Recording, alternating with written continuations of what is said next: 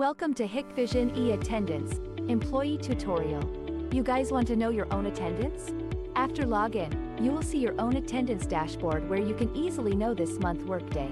The second one is overtime, lateness or punctually, and also early departure. This powerful tool simplifies the attendance reports, providing a user-friendly interface for seamless tracking. Secondly, duty roster. This part is similar to monthly calendar. Blue one is OT request, and the red color is your duty roster. Thirdly is attendance. This table provides your daily attendance reports with lateness, early out and OT.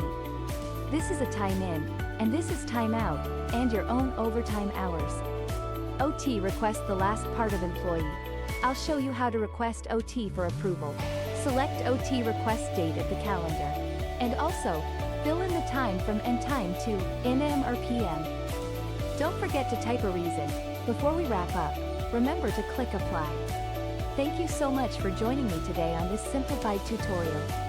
For more info, kindly contact us at 0321487670 or 0122037670.